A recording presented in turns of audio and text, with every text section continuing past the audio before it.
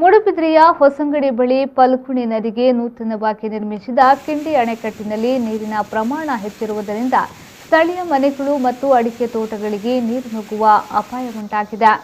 ಪಶ್ಚಿಮ ವಾಹಿನಿ ಯೋಜನೆಯಡಿ ಸುಮಾರು 8 ಕೋಟಿ ರೂಪಾಯಿ ವೆಚ್ಚದಲ್ಲಿ ಈ ಅಣೆಕಟ್ಟನ್ನು ನಿರ್ಮಿಸಲಾಗಿತ್ತು.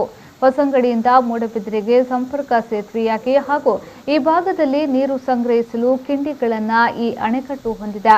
ಬೇಸಿಗೆಯಲ್ಲಿ ನೀರು ಸಂಗ್ರಹಿಸಲು ಹಲಗೆಗಳನ್ನು ಅಳವಡಿಸಲಾಗಿತ್ತು. ಕಳೆದ ಕೆಲವು ದಿನಗಳಿಂದ ಹೆಚ್ಚಿನ ಪ್ರಮಾಣದಲ್ಲಿ ಮಳೆ ಸುರಿದಿರುವುದರಿಂದ ಅಣೆಕಟ್ಟಿನಲ್ಲಿ ನೀರು ತುಂಬಿದೆ. ಕಿಂಡಿ ಅಣೆಕಟ್ಟಿಗೆ ಅಳವಡಿಸಿದ ಹಲಗೆ ತೆಗೆಯುವುದರಿಂದ ನದಿಯಂಚಿನಲ್ಲಿರುವ ಅಡಕೆ ತೋಟಗಳಿಗೂ ನೀರು ನುಗ್ಗಿದೆ. ನದಿ ತಟದಲ್ಲಿ ಸುಮಾರು 50ಕ್ಕೂ ಹೆಚ್ಚು ಮನೆಗಳಿವೆ. ದೇವಸ್ಥಾನ, ಮಸೀದಿಯೂ ಇದೆ. ಸಂಬಂಧಪಟ್ಟವರು ಹಲಗೆ ತೆಗೆಯಲು ಬಂದಿದ್ದರೂ ನೀರಿನ ಪ್ರಮಾಣ ಹೆಚ್ಚಿರುವುದರಿಂದ ಅಸಾಧ್ಯವೆಂದು ವಾಪಸ್ಸು ತೆರಳಿದ್ದಾರೆ. ಇದರಿಂದಾಗಿ ಸ್ಥಳೀಯರು ಆತಂಕಕ್ಕೊಳಗಾಗಿದ್ದಾರೆ.